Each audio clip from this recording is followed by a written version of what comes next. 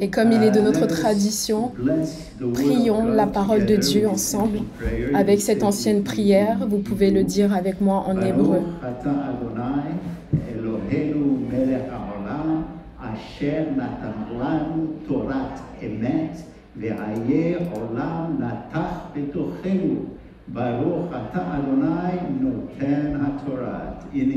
En anglais maintenant, béni sois-tu au Seigneur notre Dieu, roi de l'univers, qui nous a donné la parole de la vérité et qui a planté la vie éternelle au milieu de nous.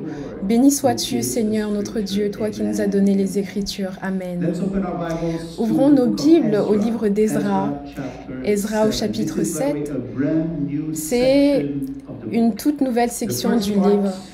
La première partie nous a emmenés dans un voyage riche en émotions avec plein de détails et une leçon profonde de la souveraineté de Dieu et la profondeur de son alliance d'amour.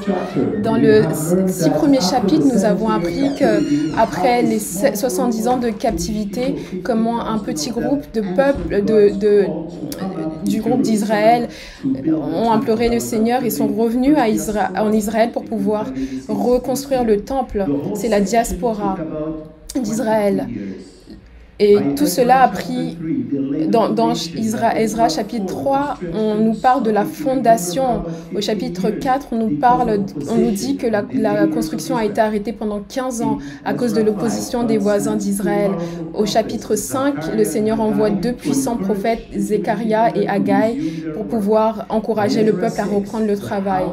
Au chapitre 6, le temple a été terminé, la construction a été finie en l'an 516 avant Jésus-Christ, ce qui a pris 70 ans, comme il a été prophétisé par Jérémie, le prophète, dont le nom a été mentionné dans le chapitre 1 du livre d'Esdras. Et tous ces mouvements étaient en fait afin que s'accomplisse la parole de l'Éternel qui a été prononcée par la bouche de Jérémie. Et ici encore, on s'attendait à ce que les choses changent pour le meilleur, pour qu'une nouvelle ère de paix puisse commencer. Et on voit qu'au chapitre 6, verset 22 du livre d'Esdras nous dit qu'ils célébrèrent avec joie pendant 7 jours la fête des pains sans levain, car l'Éternel avait réjoui en disposant le cœur du roi d'Assyrie à les soutenir dans l'œuvre de la maison du Dieu d'Israël. Ils avaient la bénédiction et la faveur et la protection du roi d'Assyrie. Donc, on peut s'imaginer que tout devrait bien se passer. Mais 57 ans après, c'est le temps, dans le chapitre 6 et 7 du livre d'Esdras, où il nous est parlé d'une nouvelle génération d'Israélites qui est suscitée. C'est un nombre plus petit, environ 5000 personnes qui se sont rendues d'Israël depuis la Perse pour pouvoir soutenir les anciens qui étaient retournés une décennie avant. Mais ce qu'ils ont trouvé lorsqu'ils sont rentrés, ce n'était pas la joie ou l'unité qu'ils pouvaient imaginer et qui nous était décrit dans le livre d'Esdras, chapitre 6. L'esprit de la célébration n'était plus là, l'harmonie était brisée et le peuple s'était éloigné du Seigneur et de sa parole.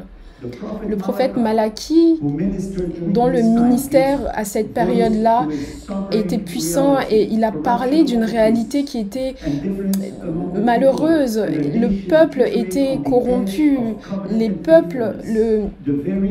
la corruption parmi les prêtres. Le peuple s'était éloigné de Dieu et on pouvait remettre en question l'identité d'Israël. Et la survie même de l'identité, la mission d'Israël était remise en question parce que le temple était reconstruit et s'était vidé de sa substance et il y avait du compromis et de la négligence. Et on le voit au chapitre 7 d'Esdras, il est dit que après ces choses, sous le règne du roi Artaxerxès, le roi réveille le cœur du roi. Après ces choses, sous le règne du roi, le roi de Perse vint à Esdras,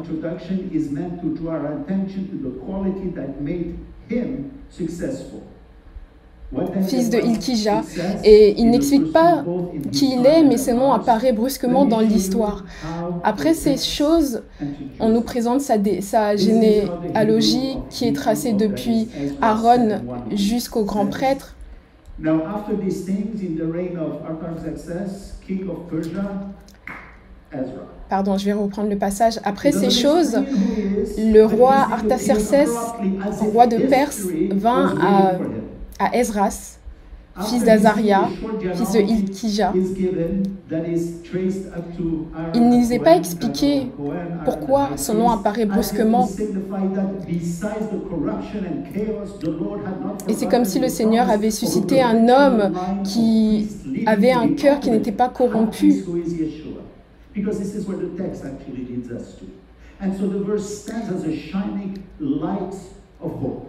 Et ce verset nous montre en fait une belle promesse d'espérance.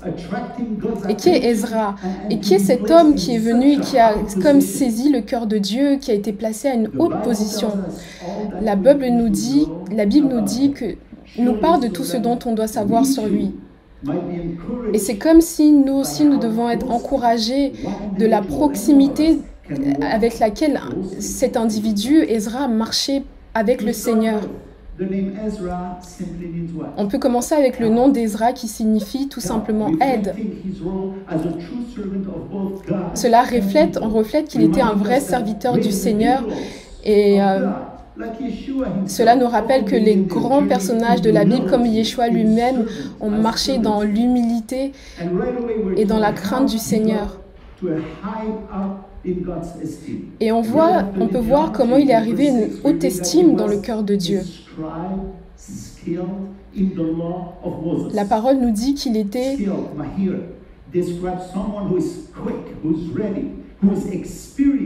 que c'est quelqu'un qui était plongé dans la parole de Dieu, c'est quelqu'un qui avait des capacités.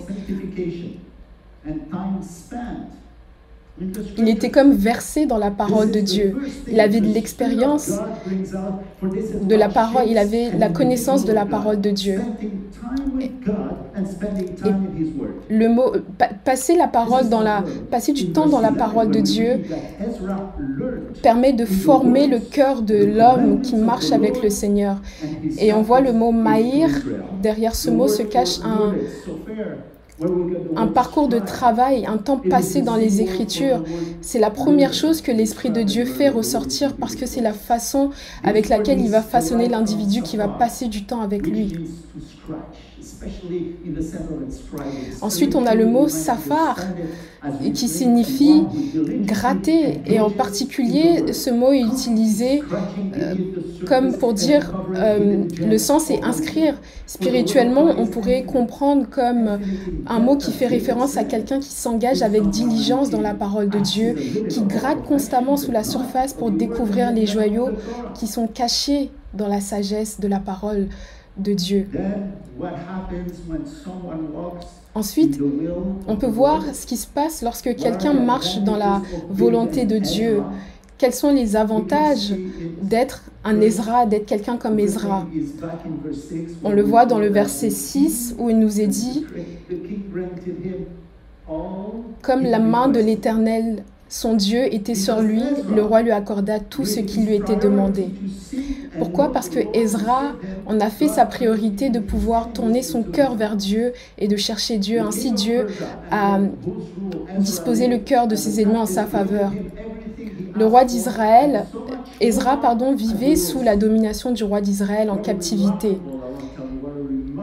Et ce qui est remarquable, c'est que on voit à quel point il est remarquable de voir comment le roi lui-même était impressionné par Ezra.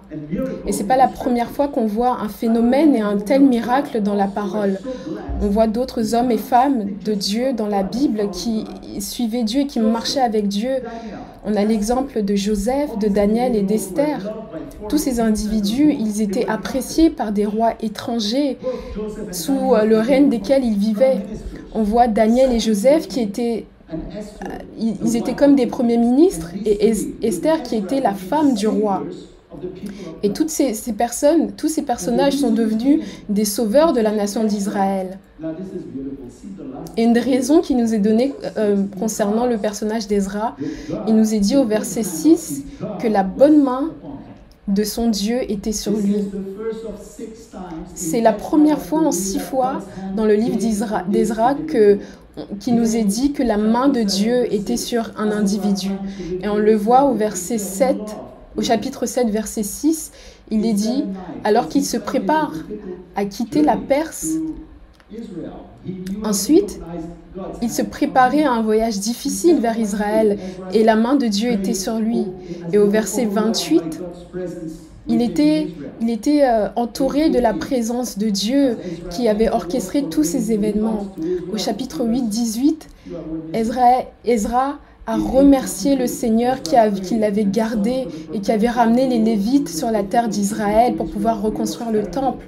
Et au verset 22, Israël cherche la protection du Seigneur durant son séjour en Israël, alors que lors de son retour, il avait avec lui une grande quantité d'or et d'argent et de matériaux qui lui ont été donnés par le roi. Au verset 31, une fois de plus, Esdras remercie Dieu pour l'attention et la protection constante et pour sa main qui est avec lui. Et on voit qu'il est conscient de la présence de Dieu dans chacune des circonstances qu'il vit. Et cela va façonner sa foi avec le Seigneur. Et c'est un encouragement pour nous pour pouvoir marcher avec le Seigneur. Esdras a toujours reconnu le deuxième pas qui marchait avec lui, cette empreinte dans le sable qui marchait avec lui. Il a reconnu que c'était le Seigneur. Et on voit que ceux qui marchent de manière proche, qui marchent avec le Seigneur, savent reconnaître sa voix lorsqu'il nous parle. On a aussi un autre personnage de la Bible, Paul, qui, comme Esdras, a écrit dans le livre de 2 Corinthiens, chapitre 4, verset 8, il a dit « Nous sommes pressés de toutes parts. Nous sommes réduits à l'extrémité. Dans la détresse, mais nous ne sommes pas découragés. » Et il parlait ici de ses souffrances, de la marche avec le Seigneur. Paul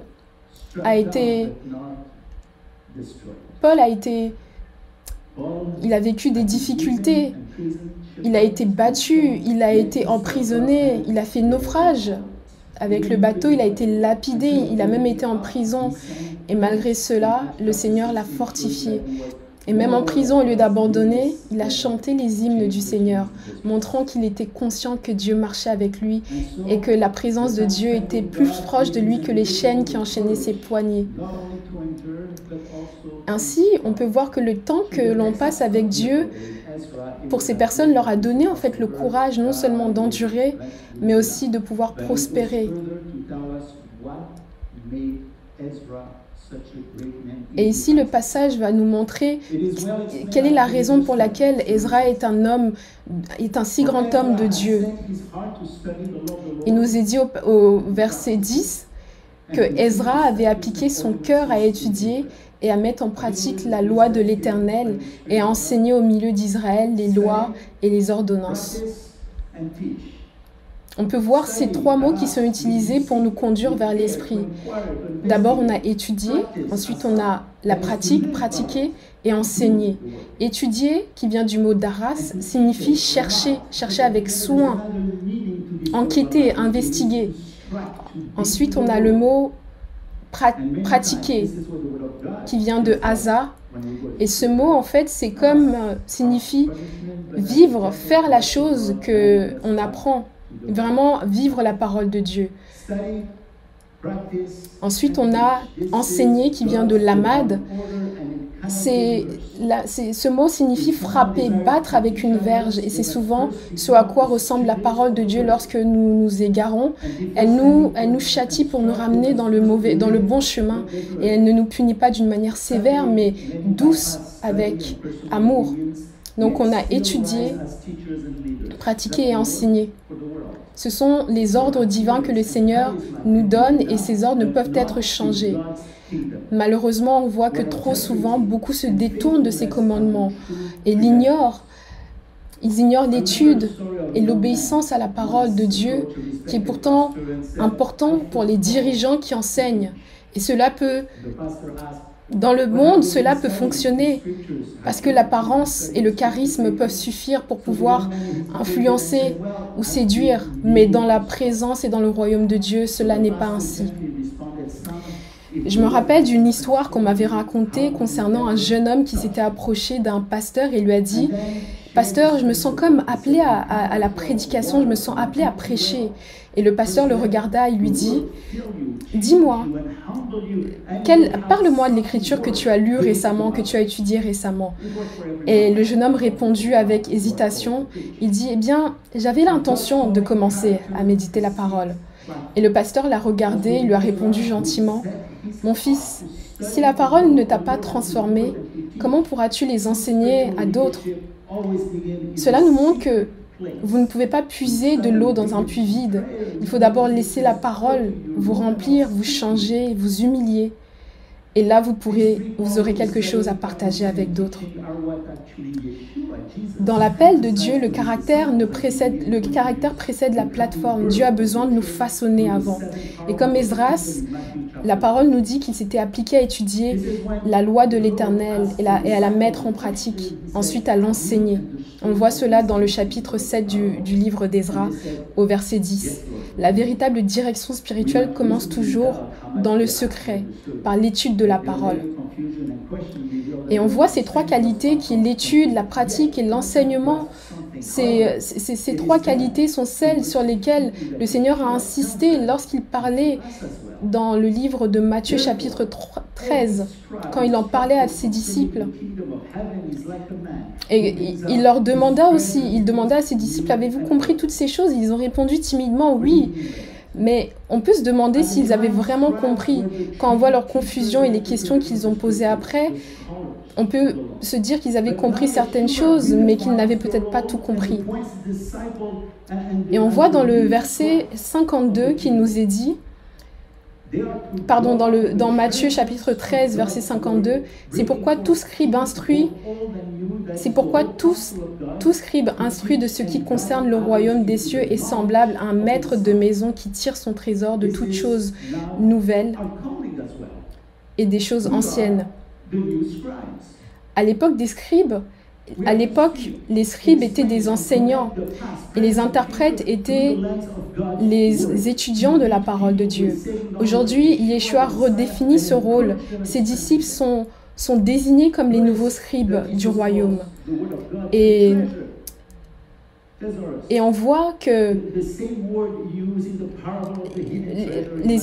ceux qui étudient la parole de Dieu doivent puiser les trésors de la parole, les trésors dans la parole de Dieu, pour pouvoir faire ressortir les vérités que le Seigneur nous donne.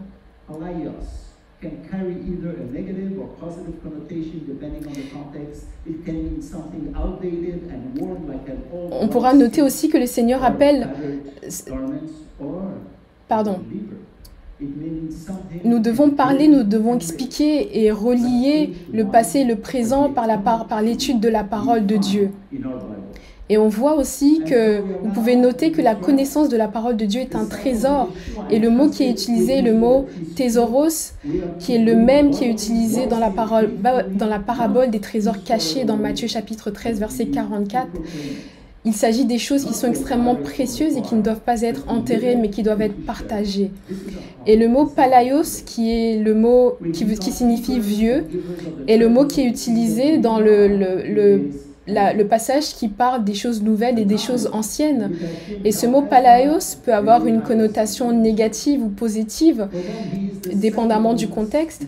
Il peut signifier quelque chose de désuet, quelque chose d'usé, comme les vieilles outres, comme un vieux vin. Et ça peut aussi faire référence aux vérités éternelles de l'Éternel qui s'appliquent à tout temps. Nous sommes maintenant comme les nouveaux scribes du temps ancien. Et les disciples de Yeshua, à qui il a confié sa parole. La vérité, c'est que le Seigneur nous donne est ce trésor. Et nous devons la faire connaître avec audace, avec sagesse et avec vérité. Nous sommes devenus un petit peu comme les gardiens du trésor, des trésors du royaume de Dieu.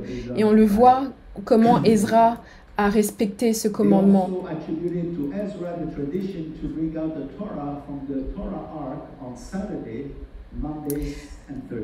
Le Talmud et le Mizraïm ont souvent beaucoup estimé le personnage de Esdras parce qu'il était comme le deuxième Moïse, il était comme le nouveau Moïse qui était envoyé au peuple d'Israël. Cela signifie qu'Esdras était vraiment considéré comme étant à un niveau spirituel assez élevé. Il était comparé à Moïse et les rabbins le voyaient comme le restaurateur de la loi et de la nouvelle génération après l'exil. Et Esdras était chargé d'éditer, les légendes disent que Esdras était chargé d'éditer et de classer les livres de la Bible, en particulier les livres des prophètes et des ketubim, c'est-à-dire les Écritures. Les traditions disent aussi qu'il a finalisé le canon des Écritures. Ils ont également attribué à Esdras la tradition selon laquelle la tradition de la sortie de la Torah, la tradition de sortie de Torah de l'arche, les samedis après-midi, les lundis et les jeudis, parce qu'ils disent que l'être humain, l'homme, ne peut pas vivre 3 jours sans avoir lu la parole de Dieu. La Bible, le chapitre 7 du livre d'Esdras nous parle du roi Artaxerxès, qui est un nouveau roi. Ce n'est pas celui qui nous était décrit au commencement du livre d'Esdras. Et on nous dit que ce roi était impressionné par Esdras et qu'il a écrit une lettre dans laquelle il a accordé plein de choses à Esdras. Il a accordé tellement de choses que c'était un petit peu exagéré. Et dans l'histoire, ce roi Artaxerxès était surnommé le roi à la longue main, parce qu'il avait une main plus longue que l'autre. Mais on peut voir que ce surnom qui lui est donné était une réalité, parce que Dieu a utilisé sa longue main pour pouvoir bénir Esdras. Et on voit que Esdras avait donc la main de Dieu sur lui et que Dieu utilisait donc la longue main de ce roi pour le bénir. Et on voit dans le chapitre 7, il nous est dit, à première vue, le roi Artaxerxès semblait généreux et bon. Et les dons qu'il donnait à Esdras étaient si importants que ça en devenait un petit peu gênant. Et on remarque aussi que ce roi était très orgueilleux. Il se désignait lui-même comme étant le roi des rois. Mais il a oublié en fait qu'il n'était qu'un serviteur dans la main du véritable Dieu, du véritable roi des rois, qui l'a utilisé et qui se servait de lui pour accomplir son dessein. Et on voit au verset 15 qu'il donne beaucoup de choses à Esdras. Et pour résumer cela, on voit au verset 15, lui et ses 7 conseillers acceptent à l'unanimité d'offrir de l'or, de l'argent et des trésors royaux à Esdras pour la reconstruction du temple. Et au verset 16, il nous est aussi dit qu'il demande à tout le royaume de faire de même, à tout son royaume aussi de donner des choses à Esdras pour contribuer à la construction du temple. Et il nous est dit au verset 26 et 27 qu'il a donné environ 650 talents d'argent, environ 100 talents d'or. Et si on compare la quantité d'or qu'il a donné à Esdras, si on compare avec la valeur de l'or actuel, cela reviendrait à environ 300 millions de dollars. Et il est écrit au verset 21, « Je donne l'ordre à tous les trésoriers de l'autre côté du fleuve de livrer exactement à Esdras, sacrificateur et scribe, versé dans la loi du Dieu des cieux, tout ce qu'il demandera. » Je ne pense pas qu'il était simplement heureux de cette décision. Je ne pense pas que tout le monde était heureux de cette décision. Parce qu'au verset 26, on nous dit que le roi ordonna la peine de mort ou le bannissement, la confiscation et l'emprisonnement à tous ceux qui ne se conformeraient pas à sa parole. Et en outre, il ordonne que tous les prêtres et les lévites ne payent aucun impôt. Ce roi avait vraiment la main longue et il bénissait, Dieu l'utilisait vraiment pour bénir Esdras. On voit aussi au chapitre 8, verset 22, qui nous est dit que Esdras n'a pas osé à demander la protection du roi lorsqu'il retournait à Israël, parce qu'il dit « J'ai eu honte de demander au roi une escorte et des cavaliers pour nous protéger contre l'ennemi pendant la route, car nous avions dit au roi, la main de notre Dieu est bien sur tous ceux qui le cherchent, mais sa force et sa colère sont contre tous ceux qui l'abandonnent. » Et on voit ici que Esdras n'a pas demandé de protection parce que même s'il possédait beaucoup d'or et beaucoup d'argent avec lui pour retourner lors de son voyage vers Israël, et que le chemin qu'il avait pris était connu pour être un chemin dangereux où il y avait beaucoup de voleurs, il y avait des embuscades, mais la bonne main de son Dieu était avec lui. Et on voit que Esdras, ici, je ne sais pas si vous voyez que Esdras avait comme avec lui son parapluie qui était la protection de Dieu. Est-ce que vous connaissez l'histoire du parapluie? Il était une fois dans une petite ville, il y avait une ville dans laquelle il n'avait pas plu pendant plusieurs semaines. Et les récoltes commençaient à mourir, la terre était desséchée. Et c'est pourquoi le pasteur de cette ville a convoqué la communauté lors d'une réunion pour pouvoir prier et implorer la grâce du Seigneur. Et les gens sont venus en grand nombre, ils se sont assemblés et le pasteur a levé les mains pour pouvoir prier. Et tout à coup, il s'est arrêté, il a regardé la foule et leur a dit « Avant que nous commencions, combien d'entre vous a ramené votre parapluie ?» Et les gens se sont regardés et en fait, personne n'avait ramené de parapluie. Et le pasteur leur dit « Vous êtes venus ici pour prier pour la pluie, mais aucun d'entre vous n'a apporté son parapluie. Comment pouvons-nous demander à Dieu d'agir si nous n'espérons pas qu'il pourra nous répondre ?» Et on voit que Esdras était bien formé dans la parole de Dieu. Il n'a pas demandé de soldats pour le protéger durant son retour à Israël. Et il dit, il se disait comment est-ce qu'il aurait pu le faire après qu'il ait vu la main de Dieu qui l'a protégé, lui et son peuple, à plusieurs reprises. Alors, submergé par les bénédictions de Dieu, il décide tout simplement de prier. Et nous pouvons le voir lors des 3 prières que Esdras a fait. Elles se trouvent dans le livre du chapitre 7 d'Esdras. La première, il est dit « Béni soit l'Éternel, le Dieu de nos pères, qui a disposé le cœur du roi à glorifier la maison de l'Éternel à Jérusalem et qui m'a rendu l'objet de la bienveillance du roi et de ses conseillers et de tous ses puissants chefs. » La seconde prière d'Esdras qui se trouve au chapitre 8, verset 23, il est dit « C'est à cause de cela que nous avions jeûné et invoqué notre Dieu, et il nous exauça. »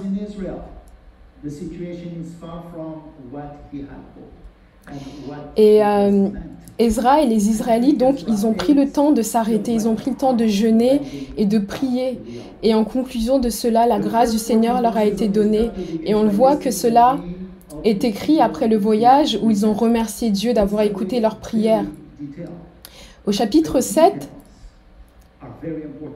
et en fait, on voit que ces événements, en fait, sont des encouragements pour nous chrétiens et croyants de notre temps, que lorsque nous prions, lorsque nous tournons notre cœur vers le Seigneur, il nous exauce. C'est pas simplement de belles paroles, mais c'est vraiment une invitation à nous plonger dans l'intimité et dans une relation d'amour avec le Seigneur. Au chapitre 7, on voit une introduction à cette puissante section dans laquelle on voit le déroulement de tous ces événements. Et lorsque Esdras arrive en Israël, la situation est loin d'être ce qu'il espérait ou celle qu'elle était censée être. Et lorsqu'on vient dans le chapitre 8 d'Esdras, on voit que le retour à la réalité est assez difficile. Et le passage nous détaille tous ces événements et on voit à quel point ils sont importants pour le Seigneur. Et le texte nous donne un nombre exact d'hommes qui sont revenus et environ 4 à 5 000 personnes sont revenues.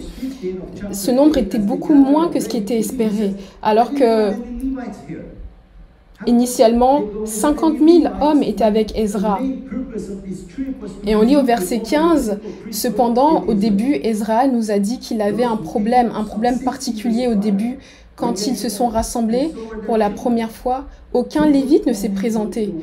Nous apprenons aussi au verset 15 qu'il manquait beaucoup de Lévites.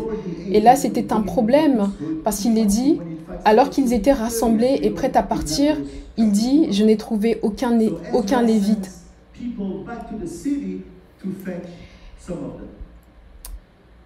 Et comment pouvait-il se passer que des Lévites, qui étaient des personnages vraiment principaux pour la communauté d'Israël, pour la reconstruction du temple et pour le voyage, étaient en petit nombre? On pouvait peut-être se dire que ce qui était venu... On peut peut-être se dire que le rôle de la prêtrise était quelque chose d'assez difficile et que les Lévites qui étaient en captivité ont préféré rester dans leur confort, dans le confort dans lequel ils vivaient dans le pays de leur captivité.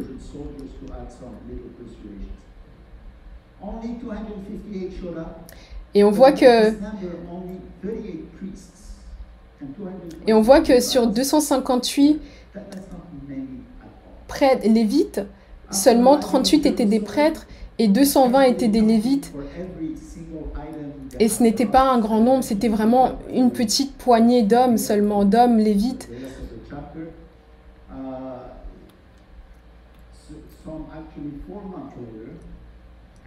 Et après être arrivé à Jérusalem, on voit que... Après, être arrivé à Jérusalem et avoir soigneusement répertorié tous les objets et les inventaires de tout ce que le Seigneur lui a donné, Esdras est confronté à un autre problème, qui est l'idolâtrie. Esdras a vu que l'idolâtrie était complètement répandue au milieu du peuple. Et ce qui est encore plus troublant, c'est que l'idolâtrie a infecté les dirigeants. Et Esdras a vu le problème. Et que ce problème était complètement répandu au milieu d'Israël. Et le pire, c'est que l'idolâtrie avait aussi pris place au milieu des prêtres. Donc la prêtrise était complètement infectée par l'idolâtrie. Et on le voit ici au chapitre 9, où il nous est dit, après que cela fut terminé, les chefs s'approchèrent de moi en disant, le peuple d'Israël et les sacrificateurs et les Lévites ne se sont pas séparés des peuples de ces pays. Ils imitent leurs imitations, celles des Cananéens, des Essiens, des Phérésiens, des Jébusiens, des Ammonites, des Moabites, des Égyptiens, des Amoréens. Et on peut se dire, pourquoi est-ce que leurs noms sont cités alors que ces peuples n'existaient plus au milieu d'Israël? Mais en fait, l'esprit d'idolâtrie a demeuré même si ces peuples n'étaient plus là. Et Israël a continué les pratiques de ces peuples. Et Israël s'était même mélangé avec ces peuples avec lesquels ils ont eu des enfants. Et ici, en fait, ce qu'on voit, c'est que ce n'est pas une question de race, mais c'est une question de doctrine. C'est une question de foi, parce qu'Israël avait corrompu sa foi pour prendre la foi de ses peuples.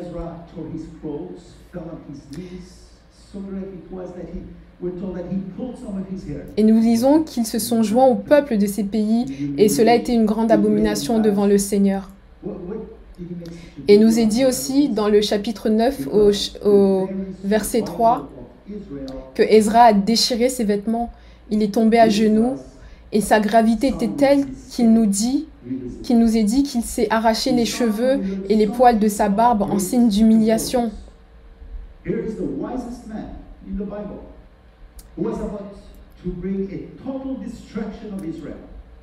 Esdras s'est humilié, il a pleuré, il s'est humilié devant le Seigneur parce que toutes ces choses, de tout cela dépendait la survie du peuple d'Israël.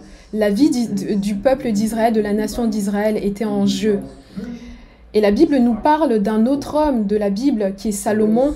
Avec Salomon, nous apprenons que quelque chose de très important, on apprend quelque chose de très important. Comment l'homme le plus sage de la Bible a failli provoquer la destruction du peuple d'Israël. C'est d'après lui que la nation a été divisée en deux parties. Il y a eu la séparation avec la Samarie et Juda d'un côté. Et s'il n'y avait pas eu la protection de Dieu, il n'y aurait pas eu d'Israël aujourd'hui.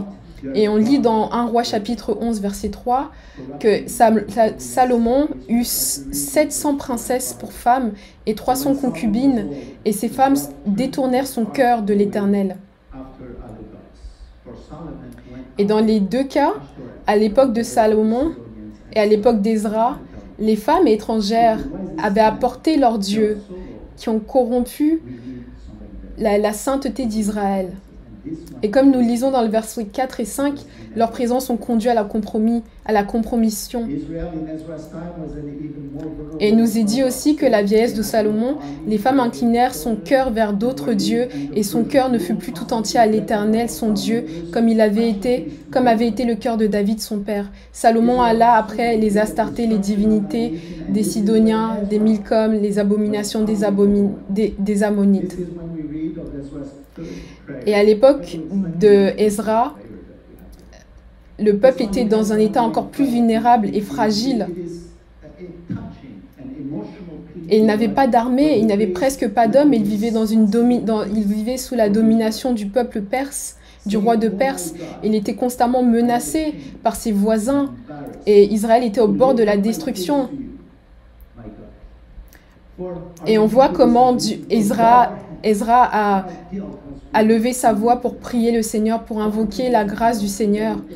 Et au chapitre 9, versets 5 à 15, on voit la prière de Esdras où il dit « Mon Dieu, je suis dans la confusion. J'ai honte, mon Dieu, de lever ma face vers toi, car nos iniquités se sont multipliées par-dessus nos têtes. Car nos iniquités se sont multipliées par-dessus nos têtes et nos fautes ont atteint jusqu'aux cieux. » Et on voit que Esdras est un homme, est un véritable homme de Dieu. Il est vulnérable. Il aime profondément son peuple pour pouvoir prendre à cœur tout le poids du péché de ce peuple et le prendre sur lui. Esdras il ne s'était pas détaché du peuple. Il s'est identifié à ce peuple comme s'il avait lui-même péché. Et il s'est personnellement repenti, alors que lui-même, lui seul, il était resté fidèle à son Dieu. Mais son chagrin était vraiment sincère parce que son cœur était lié à sa nation.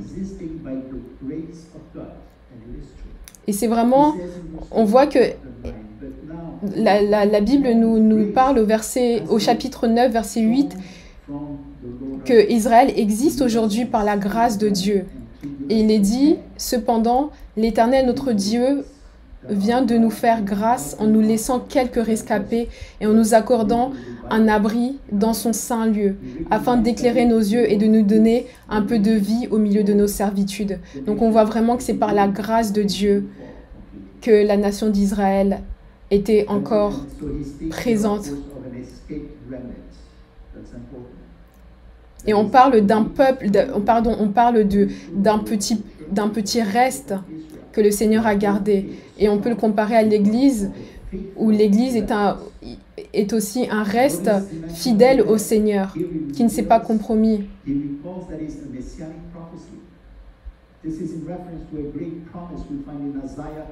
Et cela nous rappelle une prophétie qu'on retrouve dans le livre d'Ésaïe au chapitre 22, où il est dit « Et je mettrai sur son épaule la clé de la maison de David.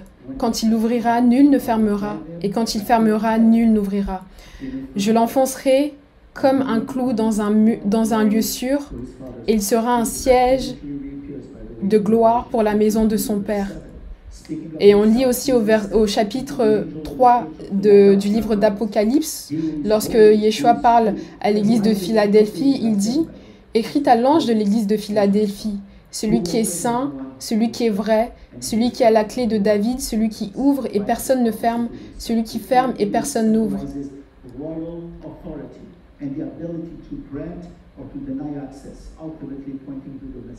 La clé de David, en fait, symbolise ici l'autorité, la royauté, la capacité d'accorder et de refuser l'accès.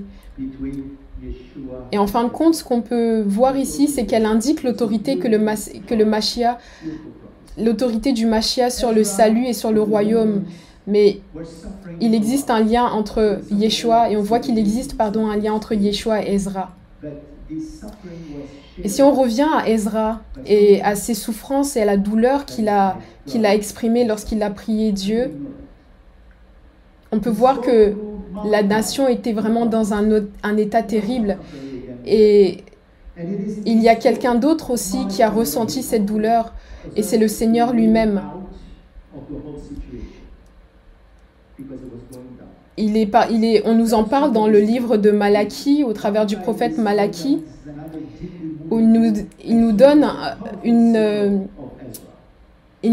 comme un moyen de sortir de cette situation qui ressemble à celle dans laquelle Israël se trouve aujourd'hui. Le livre de Malachie est un livre qui est profondément émouvant, qui constitue comme une suite puissante au livre d'Esdras. Dans le premier verset, on voit que Dieu lui-même parle en exprimant à la fois son amour sincère pour son peuple et aussi les douleurs et les plaintes qu'il exprime à l'égard de son peuple. Il s'agit d'un dialogue divin malgré l'émotion du Seigneur. Et ici, le Seigneur révèle son cœur qui est brisé par l'indifférence spirituelle et l'infidélité d'Israël. Et on lit au chapitre 1, verset 6, où il est écrit « Un fils honore son père et un serviteur son maître. Si je suis père, où est mon honneur, où est l'honneur qui me revient? Et si je suis maître, où est mon respect qui me revient ?» Et au chapitre 1, verset 10 de Malachie, ce passage nous montre comment le Seigneur est blessé. Et au chapitre 1, verset 10, il nous est dit « Lequel de vous fermera les portes pour que vous n'allumez pas en vain le feu sur mon autel? Je ne prends aucun plaisir en vous, dit l'Éternel des armées, et les offrandes de vos mains ne me sont point agréables. »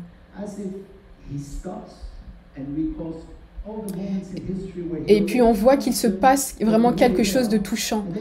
Au chapitre 22, il nous est dit « Si vous n'écoutez pas, si vous ne prenez pas à cœur de donner gloire à mon nom, dit l'Éternel des armées, j'enverrai parmi vous la malédiction, je maudirai vos bénédictions. Oui, je les maudirai parce que vous ne les gardez pas à cœur. » Et c'est comme si, en fait, il s'arrêtait pour nous rappeler les moments de l'histoire où il avait déjà châtié le peuple d'Israël. Mais ce qu'ils ont écouté, non. Mais la bonne nouvelle qui nous est donnée, c'est que dans la prophétie du retour du Messie, c'est comme s'il dit « Je reviens » pour pouvoir résoudre le problème. Parce que si le Seigneur ne revenait pas, ça aurait été la fin. Et on voit dans le livre de Malachie, au chapitre 3, verset 1, où il nous est parlé de Jean-Baptiste, et il est écrit, le Seigneur nous dit, « Voici, j'enverrai mon messager, il préparera le chemin devant moi, et soudain entrera dans son temple le Seigneur que vous cherchez. » Et le messager de l'alliance que vous désirez, voici, il vient, dit l'Éternel des armées. Le mot soudain exprime comme une venue qui est soudaine, une venue qui est expresse. Et on voit que Jean-Baptiste prépare le chemin du Seigneur pour cette venue. Et on voit dans le chapitre 4 de Malachie au verset 5 à 6, il est écrit « En effet, Yeshua est venu soudainement à ceux qui l'attendaient. » Et le messager Jean-Baptiste qui prépare le chemin du Seigneur, il prépare le chemin de l'Éternel, du Dieu qui revient. Et qui est-ce qui revient? C'est Yeshua qui revient. Et on le voit aussi à la fin du chapitre 4, où la prophétie d'Élie nous est donnée concernant la seconde venue du Messie. On peut conclure ici et on peut prier. Seigneur, tu nous sanctifies par ton infini amour et tu nous donnes ton esprit. Nous te remercions pour cette grande parole que tu nous as donnée pour nous éclairer. Et nous pouvons dire comme Habakkuk l'a dit, j'ai entendu parler de toi et j'ai craint. Oh Seigneur, réveille Seigneur ta parole. au milieu de nous. Fais-la connaître au milieu de nous. Et nous prions, béni sois-tu, Seigneur, notre Dieu, notre Père, parce qu'il n'y en a point d'autre comme toi. Et Seigneur, bénis nos cœurs. Nettoie-nous, Seigneur, de toute mauvaise chose. Mets de côté, Seigneur, enlève, Seigneur, notre tristesse et nos problèmes, Seigneur, afin que nous puissions refléter chaque jour que tu fais ta gloire. Seigneur, que tu puisses nous garder de la chute et que tu puisses nous tenir dans ta présence, Seigneur. Remplis-nous de ta joie. Par Yeshua Mashiach, nous prions. Et à la congrégation, que le Seigneur vous garde et vous bénisse, qu'il fasse lever la lumière de sa face sur vous, qu'il puisse lever sur vous sa lumière et vous donner la paix.